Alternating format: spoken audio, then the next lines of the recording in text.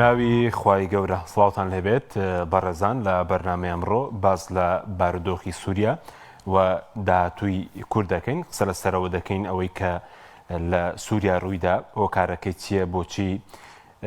بڵێن کورد لە سووریا وای بەسەرهات بۆچی ناوچەکانی ژێر دەستی هەسەدە لێی سەنرایەوە و بۆچی مامەڵەی ئەمریکا و وڵاتانی ڕۆژئاوا بەم شێوە بوو لەگەڵ پرسی کورد لە ڕابردوودا هیچ چاوپەیمانەتێکە بۆ یاخود تەنە کوردیان وەکو کارتێک بەکارهێناوە لە شەڕی داعش داهاتووی کورد لە سووریا چی بەسەردێ و ئەو ڕووداوانەی سووریا هیچ کاریگەرێکی دەبێت لەسەر ناوچەکانی دیکە بەتایبەت لە عێراق کە دوو ڕۆژە مقتەدا سەدر لە تۆڕی کۆمەڵایەتی ئەکس هۆشداری دەدا لەبارەی دۆخی سووریا و کاریگەریەکانی لەسەر عێراق ئەم پرسانە قسەی لەسەر دەکەین بە میواندارێک لە بەڕێزان ئەنوەر حسێن نووسەر و ڕۆژنامەنووس و دکتۆر ئەحمەد وەرتی سەرۆکی سەنتەری ئایندە بۆ لێکۆڵینەوە بەڵام بەر لەوەی کەچینە لای میوانەکانمان ئەگەر نەخشەی سووریا ببینین ئەگەر هاوکارانان بیخەنە پەخشەوە بەڵاوەی کە ئێستا لەسەر شاشە دەیبینین نەخشەی ئێستای سووریایە ئەو ناوچە سوورەی کە دەیبینن کە ڕەنگی سوورە ئەوە لە ماوەی بڵێن لە 6 مانگەوە دوای ئاڵۆزەکانی گەڕەکی شێخ مەسعود و بڵێن ئەشرەفیە لە حەلەب ئەو ناوچانە لە هێزەکانی هەسەدا سەندرانەوە کە پێک هاتبوون لە ناوچەی دێر حافر و مەسکەنە کە سەر بە حەلەب بوون دەکەونە ڕۆژئاوای ڕووباری فورات و هەروە بڵین شاری تەبقە کە سەر بە پارێزگەی ڕەقەیە هاویش بڵێن لە بەشی باشووری ڕووباری فوراتە و بەمان شێوە بڵین لە بەشی ڕۆژهەڵاتیشی ئەو ناوچە عارەبیانە پارێزگای دێرە زوور کە ناوچەیەکی دۆڵەمەندە بە نەوت و غاز لە هێزەکانی سووریای دموکرات وەرگیرا و هێزەکانی بڵین حکوومەتی سووریا پێشڕەویان کردووە بە هەمان شێوە پارێزگای ڕەقە و ئەم ڕەنگەی کە دەبینین بڵین ڕەنگە سەوزە کاڵەکە لە باکووری ڕۆژهەڵاتی سووریا قامیشلیمان ماوە لەگەڵ حەسەکە کە ناوچەی کوردین پارێزگای حەسەکە ئێستا هێزەکانی سووریای دموکرات لەو ناوچانە ماونەتەوە و کۆبانێش هەیە بڵین کە ئێستا لە یەکتری دابڕاون و پێشتریش لە ساڵی 2019 شاری ئەفرین هەبوو کە ئەویش دابڕاوە واتە ئێستا ناوچە کوردیەکان لێک دابڕاون ئەوە نەخشەی دواتر کە ئێستا بڵین دەیبینین ئەوە ناوچەکانی بڵین هەسەدە بوو پێش لە سەرەتای ئەم مانگە پێش ئەوەی ئەو ڕووداوانەی سووریا ڕووبدا کە نزیکەی لە سەدا 25 بۆ 30 خاکی سووریا لەژێر کۆنتڕۆڵی هێزەکانی سووریای دموکرات بوو بەڵام ئێستا ناوچەکانیان زۆر بەرتەس کراوەتەوە و شەڕ هەیە لە کۆبانێ بۆ گەبارە دانی کۆبانێ و ئێستا فشارەیە لەسەر ڕۆژاوای کوردستان بۆ بەرتەسکردنەوەی زیاتری ناوچەکانی سەرڕای ئاگربەست ئەو ناوچانەی بڵین کە هەسەدە کۆنتڕۆلی کردبوون کە ئێستا بینیتان بڵین ئەو ناوچە زەردە بە تایبەتی دوای ساڵی 2015 لە شەڕی دیژی داعش بڵین هێزەکانی سووریای دموکرات چوونە پارێزگای دێرە زوور کە پارێزگایەکی بڵین عرب نشینە و ڕەقە بە هەمان شێوە و لە دوای کەوتنی ئەسەدیش لە کۆتایی ساڵی ڕابردوو چوون بۆ بەشی ڕۆژئاوای ڕووباری فورات لە ناوچەکانی بڵین دێر حافر و مەسکەنە و پەڕیونەتەوە بۆ ئەوێ دوای ڕوخانی بڵین ڕژێمی بەعەس بەڵام دەبینی کە لە ماوەی تا ڕۆژی ڕابردوو ئەو ناوچانە لە هێزەکانی سووریای دموکرات وەرگیراونەتەوە بە تایبەت هۆز عارەبەکان کە لەو ناوچانە بوون لە هێزەکانی سووریای دموکرات هەڵگەڕانەوە لە کاتێکە پێشتر لەوێ باسی کۆمەڵگەی دموکرات و قسە لەسەرەوە دەکرێت کە دەبێت و ئیدارەی ئەو ناوچانە بدرێن ئێستاەوەی کەماوە ئەگەر هاوکارانمان بگەڕینەوە بۆ نەخشەی یەکەم ئەوەی کەماوە تەنها پارێزگای حەسەکەیە ئەگەر بچینەوە بۆ نەخشەی یەکەم بڵین ئەو ناوچە سنووریە کە ماوە تەنها پارێزگای حەسەکەیە بەڵێ ئەوەی کە ئێستا لەسەر شاشەکەیە تەنها پارێزگای حەسەکە و قامیشلی ماوە ئێستا و ناوچانەش فشاری زۆریان لەسرە و کۆبانێش و ئەو ڕێکەوتنێک کە دوێنێش کرا لە نێوان مەزلوم عەبدی و سەرۆکۆماری سووریا بە جۆرێک لە جۆرەکان هەڵوەشانەوەی ئیدارەی خۆسەر بوو لە ڕۆژاوای کوردستان و بەهان شێوە لە ڕێکەوتنەکەدا کە مەزلوم عەبدی ژواژۆی کردووە باز لە هەڵوەشانەوەی هێزەکانی تێکەڵبوونی هێزەکانی سووریای دموکرات بە شێوەی تاک کە جۆرێکە لە هەڵوەشانەوە ئەمەی دەبین نەخشەکەی وەکو باسمان کە ئێستا لە کۆبانێش شەڕ هەیە و ناوچەکانی دیکەش لە بەشێک لە پارێزگای حەسەکە هەندێک ناوچەی عارب نشین هەیە سەر بە پارێزگای حەسەکەی لەوێ شەر گرژی واڵۆزیە. ئێستا دەبینین کە هێزەکانی حکوومەتی سووریا ئەو ڕەنگە سوورە هاتوونەتە سنووری عێراق و ئێستا ئەمەش جۆرێک لە نیگەرانی دروست کردووە لەلایەن دەسەڵاتدارانی عێراق و مختەر سەدریش لە ڕۆژی ڕابردوو هۆشداری داوە. بەڵێ بچینە لای میوانەکانمان بەڵێوی کە بینتان نەخشەی سووریا بوو و نەخشەی پێشتری سووریاش کە دابش کراوە بڵین باسمان کرد کە بەم شێوە ئێستا هێزەکان لە نێوان خۆیاندا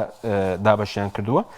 گەر بچینە هەولێر لای دکتۆر ئەحمەد وەرتی لە جەنابیانەوە دەست پێ بکەین. کا دکتۆر بەخێر بێ سوپاسیان بەدەبوون دەکەین ئەگە سەرنجی بەڕێز بزانین لەسەر و ڕووداوانەی کە لە سووریا ڕوودەدەن ئایا پلانێکی هێرێمایەتی نێودوڵەتیەوە بۆچی بڵین ناوچەکانی هێزەکانی سووریای دموکرات یاخود بڵین ئیدارەی خۆسەر بەم شێوەیە بچووک کراونەوە ئێستا ئەم ناوچانە لە قاڵب دراون تەنە ناوچەی کوردی ماوە. بەناوی خوای بەخشندەی بەهرەبان زۆر سپاس بە جەنابتان سڵاو ڕێزمان هەیە بۆ میوانەکەتان و بۆ بینەرانی خۆشەویست.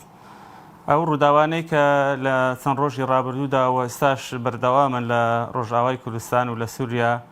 ڕوئەدەن ئەمە ئەتوانین بڵێن دوای ڕوخانی ڕژێمی بەشار ئەسەد ڕێخستنەوەی وڵاتی سووریایە بە شێوە تازەکەی و یەخستنەوەی هەموو ناوچەکانیەتی دوای ئەوەی کە بە شێوەیەکی دیفاکتۆ ڕۆژئاوای کوردستان و ئەو ناوچانەی تریش کە لە ژێر دەسەڵاتی هێزەکانی هەسەدەدا بوون لە ناوچەکانی حەلەب و هەروەها ڕەقە و دێرزۆر کە ناوچەیەکی زۆر بوو توانی بڵێن لە سەدا 27 سووریا جوگرافیای سووریا توانی بڵێن لە ژێر دەسەڵاتی هەسەدایە بوو و پێشتر دیارە هێزەکانی ئەمریکا هاوکاری هەسەدایان کردووە بۆ بەرەنگاربوونەوەی داعش و هاوکاریان بوونەوە و لە پێشتریشا چەند جارێک ئەمریکیەکان ڕایان گەیاندووە کە ئەوانە هاوکاری ئێمە بوونە هاوپەیمانی ئێمە بوونە بۆ شەڕی دژی داعش. بەڵام لەم ڕێخستنەوەی جارێکی دیکەی سووریا و لەم جارێکی کە پێناسەکردنەوەی جوگرافیای ناوچەکە دیارە کورد بەشێک نییە لەو پێناسەکردنەوەیە لەم جارێکی دیکە جێگیرکردنەوەی سنوورە بەڵکو ئەتوانین بڵێن جارێکی دیکە داکۆچیکردنە لە سنوورەکانی سایکس پیکۆ و ئەو دابەشبوونەی کە بەداخەوە لە بیستەکانی سەدەی ڕابردوو و پێشتری لە سایکس پیکۆ ساڵی 1916 نەخشەی بۆ شێشراوە جارێکی دیکە جێگیرکردنەوەی هەمان ئەو نەخشەیە و هەمان ئەم سنوورانەیە و کورد بەشێک نییە لە جارێکی دیکە پێناسەکردنەوەی ناوچەکە و جارێکی دیکە داڕشنەوەی ناوچەکە بەڵکو وەکو کارتێکی فشار وەکو وەرقەیەکی فشار لە نێوان دەوڵەتەکانە بەکار ئەهێنرێ بەڵام کاتێک کە پێویستیان پێی نامێنێ تەنها وەکو شەڕکەرێک و وەکو جەنگاوەرێکی ئازا پێناسەی ئەەکەن بەڵام بەداخەوە کە دێتە سەر مافەکانی دێتە سەر ئەوەی کە کوردیش وەکو نەتەوەیە کە نەتەوەیەکی کەم نییە لەو ناوچەیە دوای عەرەب و فارس و تورک بەڵکو گەورەترین گەلی بێناسنامە و بێدەوڵەت و بێقەوارەیە ئەوان خۆی لە بێدەنگەکان چونکە بەرژەوەندیان لەگەڵ وڵاتانی دیکە و نەتەوەکانی سەردەست زیاترە تا لەگەڵ نەتەوەی کورد بەداخەوە بۆیە ئەوەی کە بینیمان بەڕاستی جارێککە داڕشنەوەی ئەو ناوچەیە بە هاوکاری ئەمریکا و ئیسرائیل و تورکیا و هەروەها وڵاتانی عەرەبی هەمویان ئاگاداری ئەو بارودۆخەن و دوجار لە چوارچەوەی ڕێکەوتنێکا کە لە نێوانی ئەحمەد شەرع و لە نێوانی مەزلوم عەبدیە مۆرکرا ئەم جارێکی دیکە ئەم پێناسەیە جێگیر کرا و ئەم واقعی کە ئێستا ئەیبینین لە ڕۆژئاوای کوردستان لە چوارچێوەی ڕێکەوتنێکا جێگیر کراوەکەوە ئەتوانین بڵێن ڕێکەوتنەکە بە هیچ شێوەیەک لە بەرژەوەندی کورد نییە. بەڵێ سوپاس دەکەین کاکتۆر دێمەوە خزمەتت کاگەنۆر جەنابیشت بەخێر بێ سوپاس دەکەین. ئەگەر جەنابیشت خوێندنەوەیەکمان بۆ بکەی ئەوەی کە لە سووریا ڕوودەدات چییە ئەو پرسیارشمان لە کاک دکتۆر ئەحمەد کرد هەنی ئایا ڕێکەوتنێکی نێودوڵەتی هەرێمایەتیە ئەویش باسی کرد دووبارە دابەشکردنەوەی ناوچەکانی بڵێن سووریایە بۆ بۆچی کوردیش ینی وای بەسەرە ئێستا تەنها لە کۆبانەی گەمارۆ دراوە لە پارێزگای حەسەکە تقریبان بڵین لە سەدا ڕەنگە لە 60 ناوچەکانی دەستدا بێ وایە ئەم ناسەیەک پێش حکیم زۆر سپاس بۆ جەنابت و بۆ دکتۆر ئەحمەد و بۆ تەلەڤیزیۆنی پێ لە ڕاستیە کاکەکیم ئەوەی ڕوویداوە ڕەنگە بۆ خەڵکی کوردستان بۆ ڕۆژاوای کوردستان بۆ کورد ناخۆش بێەوە بێگومان کە ڕووداوێکی نەخوازرا و ناخۆشە بەڵام ئەوە لە زمانی سیاسەتی نێودەوڵەتی و بە تایبەتی ویلایەتە یەکگرتووەکانی ئەمریکا و ئەوروپا و ئیسرائیل شتێکی واردە شاوان بە درێژایی دروستبوونیان نایانشادوێتەوە کەوان دۆستی تا سەریان نییە بەرژەوەندی تا سەریان نێ بۆیە ئەم ڕووداوانەی چەند ڕۆژی ڕابردوو لە سووریاوە لە ڕۆژاوە دەرەنجامی ئەو ڕێکەوتنەیە کە 5 ژانوی لە فەڕەنسا لە نێوان ئیسرائیل و سووریا بەسراوە بە سەرپرشتی ئەمریکەکان و بە ئاگاداری فەڕەنسیەکان و تورکەکان لە دوای ئەو ڕێکەوتنەوە بارودۆخی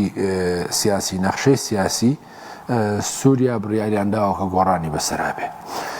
لەلایەکەوە ئەوەی کە بەڕاستی ڕووەدا بریتیە لە ڕازیکردنی تورکیا بەو داوانەی کە هەیبووە یعنی یەکەم و ئەخیر داوای تورکیا لە دوای ڕووداوەکانی بەهاری عەرەبیەوە ئەوە بووە کە هەسەدا کە کوردەکان لە ڕۆژاوە نابێ ببنە دیفاکتۆ یعنی مەسەرەن فیدراڵی یان مەترسی بن لەسەر داهاتووی تورکیا بۆیە لە مەرحەلەی یەکەمە عەفرینی داگیر کرد سەرەکانی و گریسپی داگیر کرد مەرحەلەی دووەم وتیە بێ ئەو هێزانە 30 کیلۆمەتر لە سنوورەکانەوە دوورکەونەوە و دوایی مەسەن هێزەکانی خۆی هێنا منتەقەکانی حەڵەب و ئەوانە تا ڕووداوەکانی 8 دیسەمبەر ڕوخانی بەشار ئەسەد بەم دوایانە زۆر هەوڵیدا لە ڕێگای دیالۆگەوە هێزەکانی هەسەدە بچنە پاڵ حکوومەت و ئەو هەژمونەی کە پێکەکە هەیەتی لەوێ پێکە هەیەتی تورکیا بۆی مەترسیدار بوو پێی وابوو لە ڕێگای دیالۆگەوە و لە ڕێگای ئەو گروپانەوە کە بەکاری هێناوەم چەند وەختە ناتوانێت ئامانجەکانی بەدیبێنێ ئەنکەرە پێوا بوو لەو ڕێگاوە ناتوانێت و پێوا بۆ حکوومەتی سووریاش بە تەنیا ناتوانێت ئەم کارە بکە بە تایبەتی لەم هەلومەرجە ئێستا بۆیە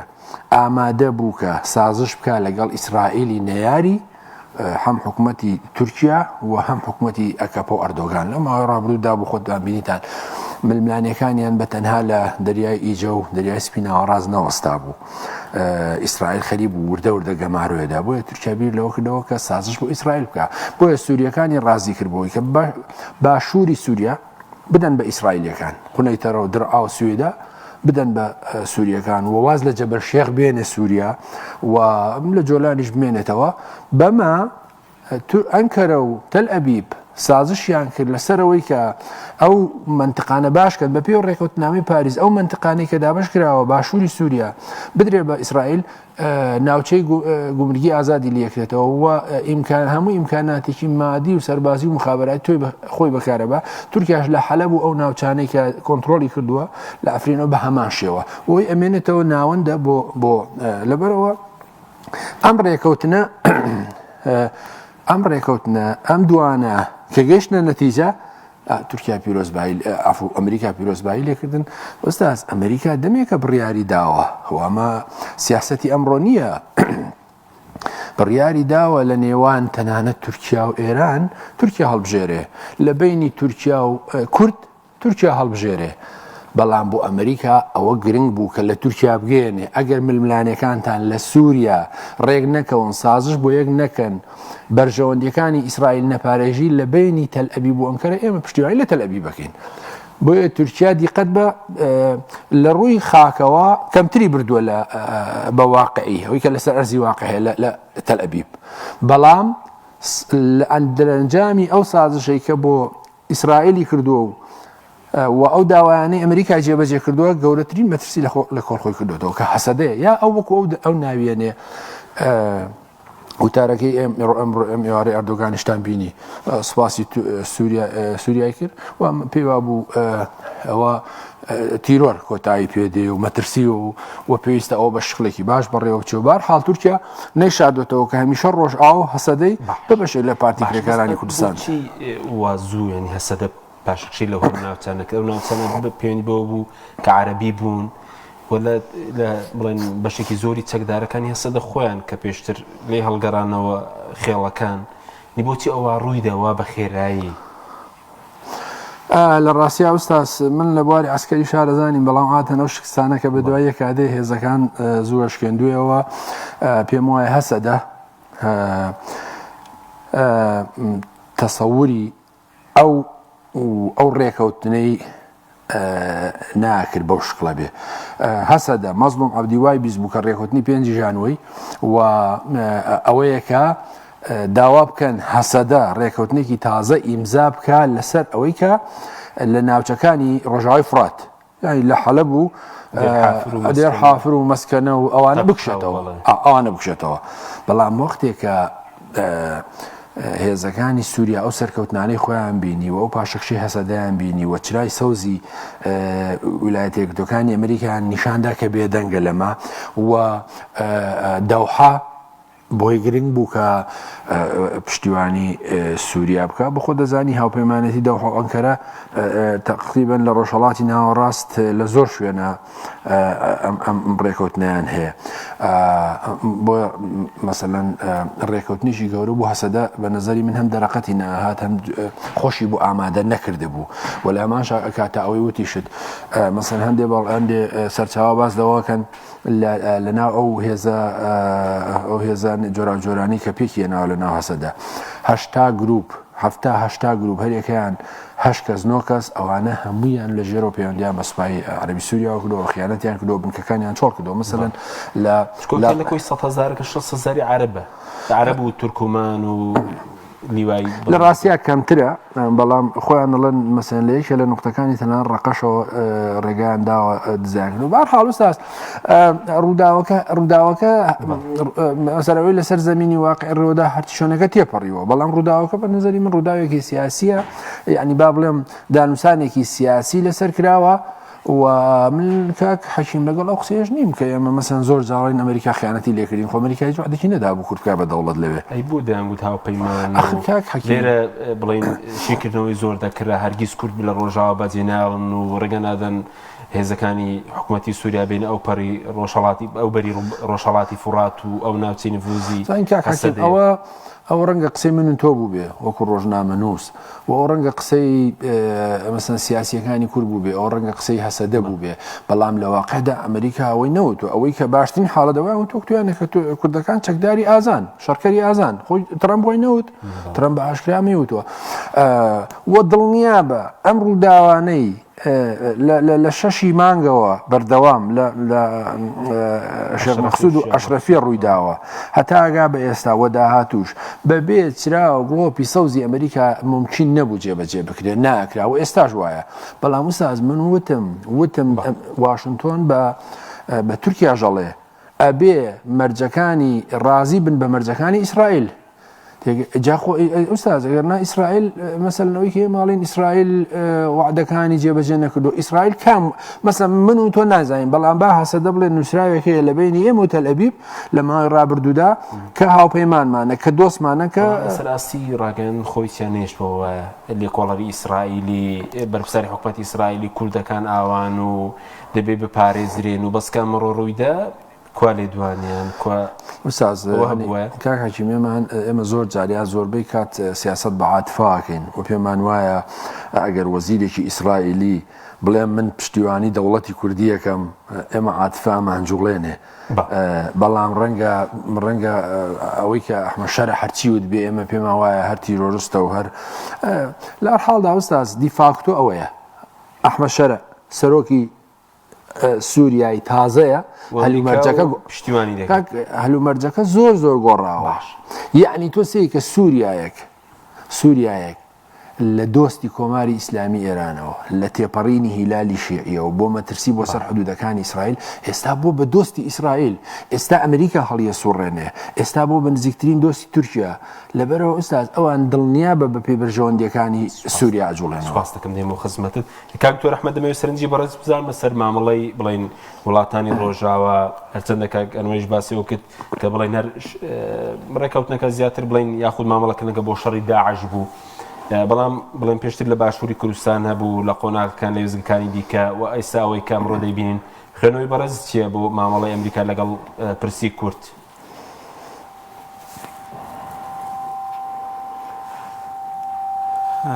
خۆی لە ڕاستیدا ئەمە گەر بگەڕێنەوە بۆ مێژوو ئەبینین لە چەند وێزگەیشی تری مێژوویدا بەداخەوە کورد پشتی تێکراوە لەلایەن وڵاتانی زلهێزەوە. ئەوە لە دوای شۆڕشی شێخ مەحموود کە ئینگلیزەکان پشتیوانیان لێکرد لە سەرەتادا و دواتریش هەر خۆیان شۆڕشەکەیان تێکدا، شۆڕشی قازی محەممەد لە مەهاباد لە ڕۆژهەڵاتی کوردستان کە یەکێتی سۆڤیەت کاتێک کە بەرژەوەندی لەگەڵ وڵاتی ئێران بوو لەگەڵ حکوومەتی شابوو پشتی لە کۆماری کوردستان کرد و تواندیانەوە و کاتە ئیسرائیل هە لە ئارایە نەبوو و دواتریش لە حەفتاکانە ئەمریکیەکان پشتیوانیان لە شۆڕشی کورد کرد، بەڵام دواتر دەستبەرداری شۆڕشەکە بوون و خۆیان لەو کاتە لێدوانیان هەیە. کسنجەر کە وەزیری خارجەی ئەو کاتی ئەمریکا بوو ئەڵێ ئێمە خیانەتمان لە کوردەکان کردنەوە و ڕێگەماندان خۆیان شۆڕشەکە بکەن و چیەکەن بیکەن سەرکەوتوو بن، نا ئەوەش یارمەتیماندان بۆی سەرکەوتوو بن، بەڵکو وەکوڵە گورگان خواردومان کردن. لە 16 ئۆکتۆبەرە ئەمە بینیمان کە مەسەلەی ئیسرائیلە لە ئارا نەبووە، بەڵام ئەمریکیەکان پشتیوانیان لە کورد نەکرد کە زیاتر لە 150 خاچی کوردستان لە دەستدرا لە 16 ئۆکتۆبەرە و بێدەنجیان نواند و پشتیوانیان لە حکوومەتی فیدراڵی عێراق کرد و بە هەمان شێوە ئێستاش ئەبینین لە سووریا ئەگەر مەسەلە ئیسرائیلیش لە ئارا نەبی لە ڕاستیدا ئەوان بەرژەوەندەکانیان وا ئەخوازێ کەوا لەگەڵ حکوومەتی ناوەندیا بن و پشتیوانی لە حکوومەتی مرکزی بکەن ئەوە لەنێتەوە سەردەستەکان بکەن. بەداخەوە کەمترین پشتیوانی لە گەلانی ژێردەستە و گەلانی مافکراوەکەن و وا دیارە کە تا ئێستاش عەقڵیەتی زلهێزەکان ئەوەیە کە ڕێکەوتنامەی سایکس پیکۆ هەر لە ئارادایە و ئەو نەخشەی کە دایان ناوە و کوردستانیان بەداخەوە دابەش کردووە بە شێوەیەک بەسەر ئەو وڵاتان و ئەم ناوسانەدان بە ئاسانی یەکتر ناگرێتەوە. هەر سەیری ڕۆژاوای کوردستان کە بینی کۆبانێ یعنی فاسیلەیەکی زۆر هەیە لە بینی کۆبانە و لە بینی حەسەکە کە ئەو پارێزگا کوردیە کە ئێستا بەدەستی هێزە کوردیەکان و هەسەدەوە ماوە، ینی هیچ حەڵقەیەکی وەسڵ نییە، ناتوان هیچ شوێنێک بێکەوە نایان بەستێتەوە چونکە لە دیوی تری سنوور تورکیایە کە لەوێش کوردستانە دابەشکراوە، سنوورێکی دەستکرد نەخشێنراوە لە نێوانی هەردوو بەشە کوردستانەکە و بەشەکانی تریش هەمووی لەیەک پسراون و بەداخەوە تا ئێستا ئەو وڵاتانە نایەنەوە دان بە هەڵەکانی ڕابردویاندا بنێن و دان بە مافەکانی گەلی کووردا بنێن کە بەڕاستی ستەمی لێکراوە و زوڵمی لێکراوە. ئەوەی کە پەیوەندیشی بە کوردەوە هەیە بەڕاوە بەداخەوە ئێمە خۆشباوەڕین وا ئەزانین کە ئەگەر لێدوانێکی سیناتۆرێک یاخۆت ئەندامێکی کۆنگرێس یان بەرپرسێکی ئەمریکیمان بیست یان ئیسرائیلیمان بیست یا وڵاتێکی تر ئەڵێن ئیتر تەواو ئەوانە دەست بەرداری کورد نابن و چەند جار ئێمە بینیومانە لێرە لە کوردستان میدیای کوردی بڵاوی کردوێتەوە لە کاروانێکی سەربازی ئەمریکا گەیشتە ڕۆژئاوای کوردستان و ئیتر جارێکی تر ئەمریکا و ئیسرائیل پشت لە کورد ناکەن و ئیتر کورد خاوەن ئەبێتە خاوەنی مافی خۆ بەڕێوەبەری و نەک ئەوەندەی ئێستا بەڵکو بەرەو زیاتری شەڕوە. بەڵام ئەم خۆشباوەڕێ و ئەم عاتیفەیە بەڕاستی نامانگەێنێتە نەتیجە. ئەبێ بزانین کە ئێمە ئەو بارودۆخەی کە لە ناوچەکەیە هەیە چۆن کورد خۆی بگونجێنێ لەگەڵ ئەم بارودۆخە نوێیە و لەگەڵ ئەو وڵاتانەی کە تێیدا ئاژی بەڕاستی و بەرپرسانی کورد زیاتر استراتیژیانە و زیاتر عاقلانە بیر بکەنەوە گەلەکانی خۆیان ڕزگارکەن، چۆن خۆیان بگونجێنێ لەگەڵ ئەم بارودۆخە لەوە زیاتریش لە دەست نەچێ. یعنی ئێستا ڕۆژاوای کوردستان بەرپرسانی هەسەدا بەرپرسانی کورد لەو بەشە لە کوردستانە بتوانن خۆیان لەگەڵ حکوومەتی دیمەشق بگونجێنن ئەو پارێزگایی کە ماوە کە زۆرینەی کووردە پارێزگای حەسەکە بتوانن بە شێوە ئەیداریەکی خۆبەڕێوەبەری هەبێت کە جارێکی دیکە کورد نەگەڕێتەوە بۆ ئەو زوڵ مستەمەی کە لە سەردەمی ڕژێمی ئەسەدا لێی کراوە و دان بنرێ بە مافەکانیا و لە دەستوری داهاتووی سووریادا مافەکانی جێگیر بکرێن نەک تەنها بە مەرسوم و تەنها بە ڕێکەوتنی نێوان عەبدی و ئەحمەد شەرع بەڵکو بتواندرێ ئەم ڕێکەوتنە و خاڵی تریش لە داهاتووە لە دەستوری ئایندەی سووریادا جێگیر بکرێ و مافەکانی کورد بچەسپێندرێ کە ئەمە بەڕاستی وەکو بناغەیەک ئەم ڕێکەوتنانە گرنگن و ئەو مەرسومانەش گرنگن بەڵام تەواو کافی نییە بەڵکو پێویستە ئەمانە لە دەستوری داهاتووی سووریادا جێگیر بکرێن و کورد بەڕاستی ئێستا ناتوانێت داوای زەمانەت بکە داوای گرنتیش بکات چونکە خۆی ڕێکەوتنی کردووە مەزلوم عەبدوو ڕێکەوتنی کردووە لەگەڵ لایەنی دیمەشق و لایەنی حکوومەتی سووریە لەسەر ئەو خاڵانە ڕێکەوتووە کە بەڕاستی توانی بڵێن ئیدارەی خۆی لە دەستەدا ئەو واقعە و ئەو دیفاکتۆی کە ئێستا لە ڕۆژاوای کوردستانە هەیە بەپێی ئەو ڕێکەوتنە لە دەستی ئەدا و تەنانەت هێزەکانی سووریای دیموکراتیش هەمووی بە شێوەی تاکە کەسی ئەسنە ناو هێزەکانی سوپای سووریا و هێزە ئەمنیەکانەوە واتە ئەم واقعە بە تەواوی ئەگۆڕێ بەڵام هەوڵ بدرێت کە جۆرێک لە خۆبەڕێوەبەری لە پارێزگای حەسەکە لە ناوچە کوردەکانە ببێت و ئەمەش جێگیر بکرێت لە هەم لە ڕێکەوتنەکان و هەم لە دەستوری ئایندەی سووریادا و کورد بتوانێت تا ئەو پەڕی ئەتوانێت مافەکانی گەلی خۆی لەو بەشە لە کوردستانە جێگیر بکە و بگونجێ لەگەڵ ئەو واقعی کە لە ناوچەکەیە هەیە لەگەڵ نەتەوەکانی ترکە لەو ناوچەیە وڵاتە زلێزەکان پشتیوانیان لەکەن ینی کورد چارەیەکی ترینە ئەبێ خۆی بگونجێنە لەگەڵ ئەم واقعی کە دروست بووە ئێستا لە ئارادایە. سوپاس دەکەین کاکتۆر کاگەنوەر میمە خزمەت بەڕێز سەبارەت بە چارنووسی ڕۆژاوای کوردستان کێستا بڵێن پارێزگای حەسەکەمەوە کۆبانێش بڵێن لەو بەر گەماڕۆدراوە ئیدارەی خۆسەر بە فعلی کۆتایی هاتووە یا قوتێشتا ئەمەل ماوە هەسەدەش کۆتایی هاتووە یاخود دەکرێت بە بەرگێکی دیکە خۆیان ڕێبخەنەوە کاکەکی بەپێ ئەو ڕێکوتنی کە دوێنێ شەرع ئیمزای کردو ئەم ڕۆژ پێم وایە شتا لە کۆبوونەوەن مەزلوم عەبدی و حەشەرە بەپێ ئەو ڕێکەوتنە بێ ئوستاز هیچ پێگە و موقعیتێک نایەڵێتەوە بۆ خۆسەر و بۆ هەسەدە یانی تەنانەت ئەوەی کە داواکە حەسەکە مەسەڵەن چەقی هێزەکانی هەسەدەیە و کووردە ئەڵە پارێزگارێکی بۆ دانین و هەموو دام و دەستگاکانی وابەستا بن بە حکوومەتی ناوەندە و ئێمە خەرجیەکانیان دەدەین و ئەم هێزانەش ئەبێ یەکەم پەکەکەی لێ بچێتە دەرەوە دووهەم هێزە بیانیەکانی لێ بچێتە دەرەوە سێهەم گروپەکان کۆنەکانی بەشار لەسەد و حیزبی بەعسی لێ بچێتە دەرەوە و ئەوانەی تر تاک دوای و سەیری فایل ئەمنیەکانیانەکەین وەرەگیرن و وەکو سەربازێکی سووری مافەکانیان پێدرێ و ئوستاز وەختێک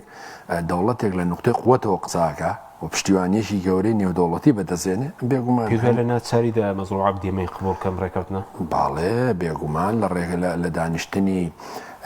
لە دانیشتنی پێرێ لە پیمان بەڵێ بە حزوری جەنابی مەسعود بەرزانی تۆمبارەک پێوتۆ ینی ئەوە ئەخیر بڕیاری ئێمەیە ئەوە ئەخیر بڕیاری ئەوەی پێوتووە کە بڕیاری ئەوانە دەوێت بکشێنەوە بۆ ناوچە کوردیەکان باڵێ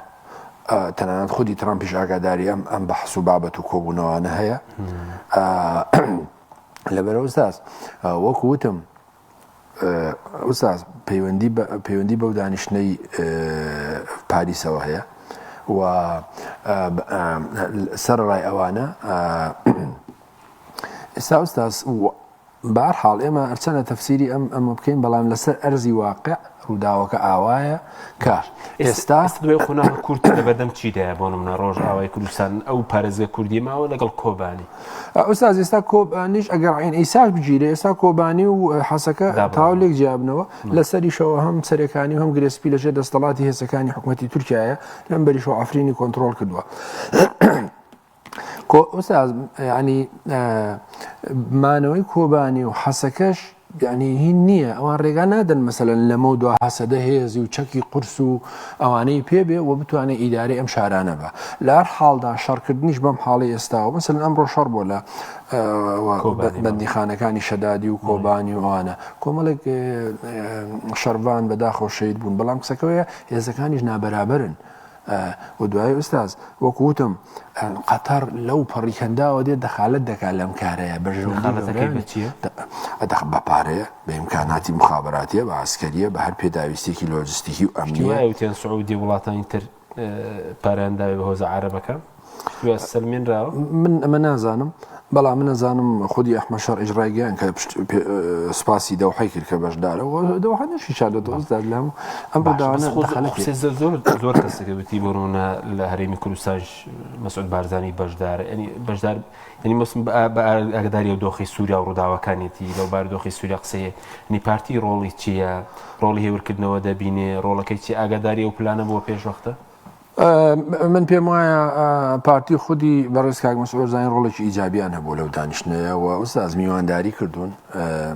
و ئەوەندەی من بزانم ڕەنگە ئەمریکیەکان حازریش نەبوو بن دوو بە دوو دانیشن لەسەر یەک مێز لەگەڵ مەزلوم عەبدی و هەسەدا و ئەمە بە جوهدی جەنابی کاک مەسعود و پارتی کراوە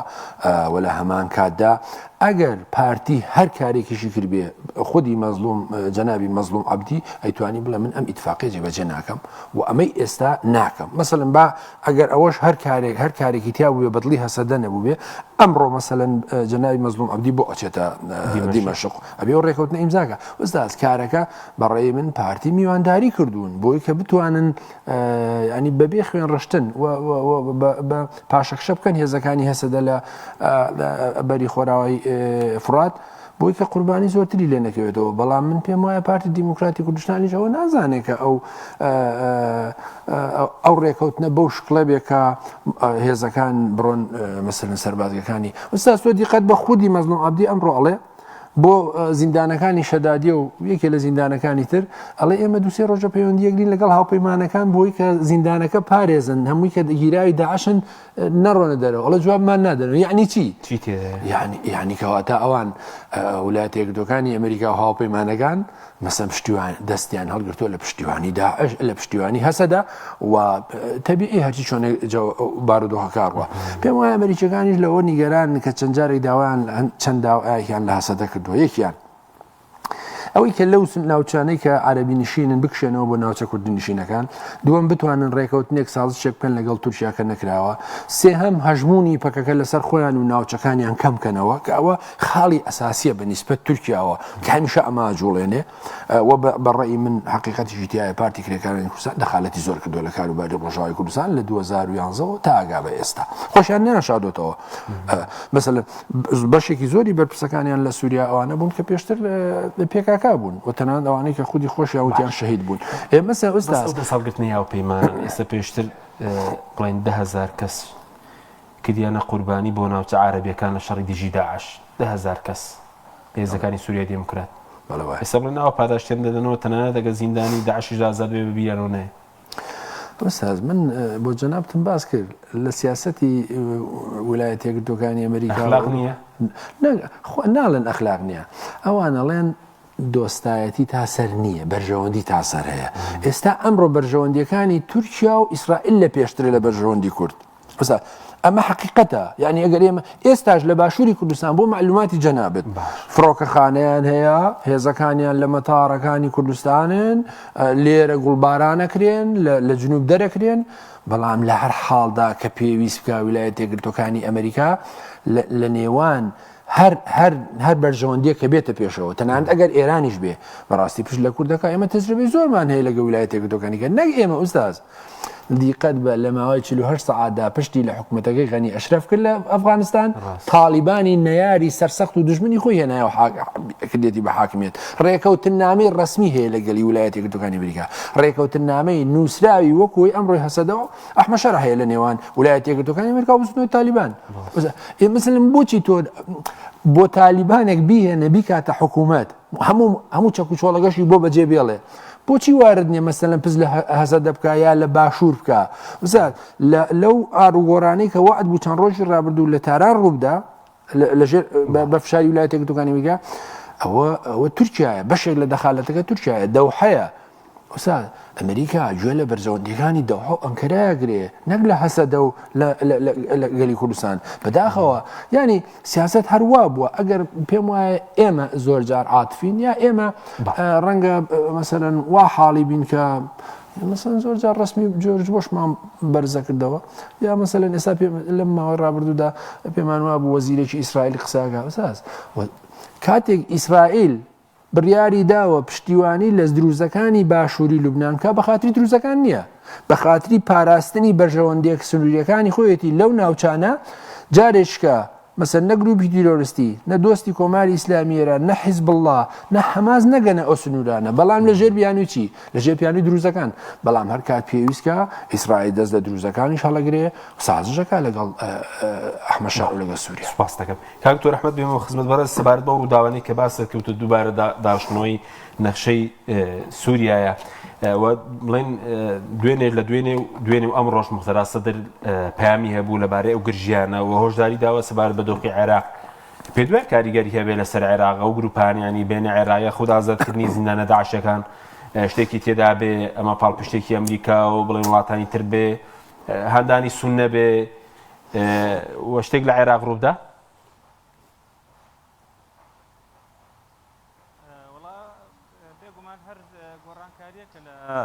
وڵاتانی دەوروبەر ئەبێ ئەلبەتە دەرەنجام و لێکەوتەکانی کاریگەری بە شێوەی ئەرێنیا بە نەرێنی کاریگەریە بێ لەسەر وڵاتانی دراوسێ لەبەرەوە گۆڕانکاریش کە لە سووریا بە شێوەیەکی گشتی ساڵی پار ڕوویداوە ئێستاش ئەمە تەکمیلەی ئەو گۆڕانکاریانەیە کە ڕووەدا ئەوستایی بینە ڕۆژئاوای کوردستان کە بەداخەوە پەیوەندی هەیە بە بەرژۆندی وڵاتانی زلهێز و وڵاتانی هەرێمی ئەمە بەتاکید کاریگەری ئەبێ لەسەر وڵاتانی دراوسێ و بەتایبەتیش لە عێراق ئەوەی کە بەڕێز موقتەدا سەدر لە بەیانێکی پێشی تریش و ئەمڕۆژ ئەو بەیانەی کە بڵاوی کردوتەوە دیارە مەترسی خۆی نەشاردوتەوە لەوەی کە ئەم گۆڕانکاریە پریشکی لەوانەیە بەر عێراقیش بکەوێ بۆی داوا لە حکوومەتی عێراقی و حکوومەتی هەرێمی کوردستان و حکوومەتە ناوخۆیەکانەکە کە سنوورەکانیان بپارێزن و ڕێگە نەدەن چەکدارەکان یا توندڕەوەکان داخڵی عێراق بن یان بە هەر شێوەیەک لە شێوەکان ئەو پریشکی ئەو گۆڕانکاریانە بە شێوەیەکی سلبی تەأسیر نەکاتە سەر وڵاتی عێراق ئەو جەختکردنەوە و تاکیدکردنەوە لە خۆڕانیە بێگومان دیارە بەڕێز موقتەدا سەدر ئاگای لە هەندێک لە نهێنیەکانی ئەو گۆڕانکاریانە هەیە و لەوانەیە لە داهاتووە مەترسیان هەبێ کە پریشکی بەر عێراقیش بکەوێ یان ئەمریکا بێ بە شێوەیەک لە شێوەکان ینی شێوەیەکی لە عێراق بنێتەوە بە تایبەتیش کە بینیمان لە چەند ڕۆژی ڕابردوودا ئەمریکا بنکەی سەربازی عین ئەسەدی چۆڵ کرد بە تەواویەوەدا ڕادەستی دەسەڵاتدارانی عێراقی کردەوە ئەمەش بە خۆی ماناو دەلالەتی خۆی هەیە کە ئەمریکا خۆی بە خاوەنی عێراق ئەزانێ بەڵام وردەوەدا هێزی سەربازی لە عێراق نایەڵێ وجودی سەربازی کە نەما بێگومان هێزی تریشی نامێنێ و قووەتەی نامێنێ لە وڵاتەکە ئەمە شیعەکان بە تایبەتی وای لێگەدەنەوە لەوانەیە ئەمە سەرەتایەک بێ بۆەوەی زارێکی دیکە بە شێوەیەکی لە شێوەکان ئەمریکا هەوڵی گۆڕانکاریەشی تر بدا لە عێراق و ئەوەی سووریاش ئاماژەیەکە بۆ ئەوەی کە ئەمریکا ئەوێ لە سنوورەکانی عێراق شێوی بنێتەوە و باشان ئەو شێویانە بێتە ناو خاچی عێراقەوە و گۆڕانکاریەکی کە دروست بێ بۆیە لە هەموو حاڵەتەکاندا هیچ شتێک بە دوور نازاندرێ خۆتان نەزانن ئەوەی تەحکومەکە ئەمڕۆ بە سیاسەتی نێودەوڵەتی و بە دیملۆماسیەت و پەیوەندی نێودەوڵەتەکان بریتیە لە بەرژەوەندی و بەهێزیش فەرز ئەکرێ و ئەسەپێندرێ و بینیمان ئەوەی کە ئەو ڕووداوانەی کە ڕوویاندا لە غەزە لە فەلەستین و لە لوبنان و لە سووریا و ئێستاش ئەمریکا کە داوای جزیرەی گرینلاند ئەکا بە زۆر ئەوێ بیخاتە سەرەوە و بڕفاندنی سەرۆکی ڤەنزویلا و ئەو هەڕەشانەی کە لە وڵاتانی ناوچەکە و لە ئێران ئەیکات و هەروەها وڵاتانی تریش لە بەرامبەری ئایانەوێ ئەو هەژمونی ئەمریکا بەو شێوەیە نەچێتە سەر بە تایبەتی سووریا رووسیا و چین ئایانەوێ بەرپەرز دروستکەن لە بەردەم ئەو هەژمونگەرایەی ئەمریکا لە جیهان و لە ناوچەکە و داڕشنەوەی نەخشەی ناوەڕۆژهەڵاتی ناوەڕاست ئەگەر قەرار بێ جارێکی دیکە داڕشنەوەی بۆ بکرێ بەبێ ئیزنی ئەوان و بەبێ ئەوەی کە ئەوان خاوەن بڕیار بن تێیدا بە هیچ شێوەیەک ئەوە ڕوونەدا بۆیە هەمویان دەستیان هەیە بە جۆرێک لە جۆرەکان لە ئەو گۆڕانکاریانەی کە لە ناوچەکەیان ڕوەدەن هیوادارین کە ئایندەی ئەم ناوچەیە بە شێوەیەک بێت کە لە بەرژەوەندی گەلانی ناوچەکە و بە تایبەتیش گەلی بەشمەینەتی کورد بێت کە بەداخەوە لە مافەکانی خۆی بێبەش کراوە و بۆتە قوربانی پەیماننامە و بڕیارە نێودەوڵەتیەکان و بەرژەوەندی زلهێزان. باشە کاکتۆر بە کورتی سوپاس دەکەم وەکو کورد ینی پێشتر باز دەورەکەم گۆڕانکارێنێک کە لە ڕۆژهەڵاتی ناوەڕاستەیە لە بەرژەوەندی کووردە سەدەی کووردە ئێستا ئێمە هیچمان دەست دەکەوێت یاخود بڵێنە وڵاتانێک کە خۆت وتت کوردیان بەسەدا بەشە مافی کورد نادەن ئەوە تا زلهێزەکانەوە مامەڵە دەکەن کورد لە بەردەم چیدایە بە کوردی بێ سوپاس دەکەم. تا ئێستاوەی ئەبیندرێ بەڕاستی لە ئەجێندای وڵاتانی زلهێز شتێک نییە ینی بۆ کورد پێگەیەک نەخشەیە کە لە بەرژەوەندی کووردا بشکێتەوە تا ئێستا شتێک لە بەرنامەیان نییە بەڕاستی بەڵام لە سیاسەتیشە هەموو شتێک واریدا ئەکرێت لە ئایندەیە گۆڕانکاریەکان لە بەرژەوەندی کورد بشکێنەوە بەڵام ئەوەی کە پێویستە ئەوەیە کورد یەکگرتوو بێت لە نێو خۆیە خاوەن بڕیاری خۆی بێت و داکۆچی بکات لەسەر مافەکانی خۆی لەناو خۆیان یەک ڕیز بێ بەداخەوە ئەوەی کە ئێستا بینین ئێمە ئەزمونێکی هەرێمی کوردستانمان هەیە کە هەرێمێکی فیدراڵە لە سوارچەوەی دەوڵەتی عێراقی فیدراڵیە کە دەستکەوتێکی گەورەیە کەم نییە بەنسبەت کوردەوە بەڵام ئەبینی دابشکاریەکە لە ناو هەرێمی کوردستانە لە نێوان دوو هێزی سەرەکیە ئەمەش کاریگەری زۆر سلبی کردووەتە سەر ئەوەی کە پاشەکشەیەک لە پاڵپشتی نێودەوڵەتی بۆ هەرێمی کوردستان و بۆ کورتە بێ ڕاستە کورد هەرێمی کوردستان وەکو هەرێمێک لە دەستوری عێراقیدا سەسپاوە بەڵام ئەمەش گرنتی نییە لە داهاتووە خودی دەستورەکەش نەگۆڕێت لە هەر گۆڕانکاریەکە کە لە عێراق دروستە بێ یا ئەو نظامە بگۆڕێ ئەم دەستورەش بگۆڕێ بۆیە کورد پێویستی بە یەکگرتووی هەیە پێویستی لە پشتی یەک بێ پاشی خوای گەورە ئەبێ پشت بەخۆی و بە یەکڕزی و بە یەکهەڵوێستی و بە یەکگرتووی ناوخۆیی ببەستێت. بەڵێ سوپاسین کاک ئەنوەر کاتیمان زۆر کەم پرسیارێکیش لە جەناب بکەم ئەو ڕووداوانەی کە لە سووریا ڕوویدا کارگەران لەسەر عێراق دەبێت ینی هیچ شتێک هەیە مەترسێک لەسەر عێراق و ئەگەر گۆڕانکارێک ڕووبدا کورد لە عێراقی زیانی لێ دەکەوێت؟ وەڵام لە ڕاستی ئەم ساویستم بڵێم پێشەوە ینی ئێستا ڕاستە بارودۆخی هەسەدەوە کورد لە ڕۆژاوە بەهۆی ئەو ئاڵگۆڕە سیاسی کە پێک هاتووە خراپە بەڵام بەتەنها یاسا یەک بڕیار بە قازانجی کورد لە ڕۆژاوە ئەتوانێت بەشێکی زۆر لە هاوکێشەکە بگۆڕێ و سەدەش خۆی هێزێکە ڕاستە کەوتە دەژێر فشاری زۆر هێزێکە هێزێکی جەماوەریە هێزێکی عقایدیە و هێزێکە مەسەلە هێزێکی گەورەی لە پشتە ڕەنگە بە ئاسانی هەموو شتێک تەسلیم نەبێ بەڵام لە هەر حاڵدا بۆ ئەم خۆناغا ڕەنگە قبوڵی بکە ئەم بارودۆخە و سووریاش وساس قابلی ئاڵگۆڕە بەردەوام ئەو نی بڵێ ئەم سیستەمە سیاسی ئێستا هەیە بەس تورکیا دەسی لێ بەردا ینی بارودۆخی زۆر خراپە بێ یا با بڵێم فەڕەنسا یا ئەمریکا لەبەرەوە سووریا لە بەردەم بەردەوام لە بەردەم ئاڵوگۆڕی خێرایە مەسەر کودەتایە گۆڕینی سیستەمی سیاسیە لەلایەن بۆی قسەکەم وەیە بە تەنها یەک مەسیجی ویلایەتە یەکگرتووەکانی ئەمریکا توانێت بارودۆخی ئێستای کورد باش بکە کە هیوادارم وا بێ و دوایەوە ساس پێ بڵێم وەکو ئەو ڕووداوانەی سووریا بێگومان پەیوەندی بە عێراقەوە هێزانین لەکوێ پەیوەندی هەیە لە سەرەتای پێش بە جەنابتم وت سووریای ئێستا دیمەشق ئێستا لە دۆستێکی ڕابردووی کۆماری ئیسلامی ئێران و رووسیا و گۆڕاوە بۆ دۆستێکی تورکیا و ئیسرائیل لە دەوڵەتێکی کە هەژمونی شیعی بەسەرۆزاڵ بۆ گەڕاوەتەوە بۆ ناو ئومەی عەرەبی سوننی ئەو بۆیە دەو حەو سعودی ئەوانە پشتیوانی لێکن یانەوێ بە تەواوی بێتەوە ناو جامعەی عەرەبی وەکو هەژمونێکی سوننی دۆستی خۆیان لەو منتقەی مامەڵەیەکەن. خاڵی سێمیش ئەوەیە ئوستاز بێگومان تەواو هەژمونی پەکەکە لە ناو سووریا لە ناو هەسەدا لە ڕۆژاوای کوردستان کۆتایی پێدێنن و بۆ معلوماتی جەنابی شت بووە بە دوای ئەم ڕووداوانە پرۆسەی بە ناو ئاشتی لە تورکیا دەور دە پاشەکشاکە و بیانی زۆرێنەوە بۆ عێراقیش لەو پەیوەندی بەوە هەیە ئوستاز سووریا وەکوتم ئێستا مادام بەشێکە لە ئەجێندای ئەمریکی ئیسرائیلی عەرەبی سوننی کەواتە ئۆتۆماتیکی دژی عێراقن و دژی جەمارۆدانی زۆرتری ئێران ئەگەر شتێک ڕوودا لە عێراق کوردستانمەند دەبێت لە ڕاستیا ئوستاز دیسانەوە بڵێ مەکەوێتە سەر هەڵوێست و مووقیفی ویلایەتە یەکگرتووەکانی ئەمریکا بەڵام پێم وایە ویلایەتە یەکگرتووەکانی ئەمریکا لە عێراق خلافی زۆرتر لەگەڵ هەژمونی شیعە هەیە و لەژێر دەستەوەردانی عێراق ڕوودا هێزێکی دیکەی سونی بێنە سەر حوکم مامەڵەی لەگەڵ ناوچەکان ئوستاد لە هەر حاڵەتێکدا هەر ئاڵوگۆڕێک لە عێراقا ڕوودا لە مۆدووە ئەگەر پشتیوانی ئەم پشتیوانی کە ئێستا هەیە نەبێ ئەوەی کا دکتۆری ژووتیدا ئەو یەکگرتوویە نەبێ بێگومان کاریگەری هەیە بەڵام لێرە جۆرێک لە دیفاکتۆ هەیە ئەم دیفاکتۆیە پێویستی بە ئەنی هەم دیفاکتۆیە هەم مەسەلەن بەرژەوەندی زۆری ئەوانیشی تایە بەڵام لە هەر حاڵدا بە نیسبەت ئەمریکا و ئەوروپاوە شتێکی زامنکراو نییە و نیشیانە لەگەڵ کورد شتێکی زامنکراویان نییە بڵێن ئێمە پشتیوانی لە کورد دەکەین لە هەر بارودۆخی خراپە مەسەن لە 16 ئۆکتۆبر نەیان کرد لە هاتنی داعشا مەسەلەن کەم و خوڕیان هەبوو بەهەرحاڵ لە ئێستا ساز ئەمان لەکوێ بەرژەوەندیەکانیان هەبێ لەوێن زۆر سوپاس دەکەین کەک نۆر حسێن کورسەر ڕۆژنامەنووس لە ستۆدیۆ هەروە لە هەولێرە دکتۆر ئەحمەد وەرتی سوپاسی جەنابش دەکەین سوپاس بۆ بینەرانی بەڕێز سوپاس بە هاوکاران خواتان لەگەڵ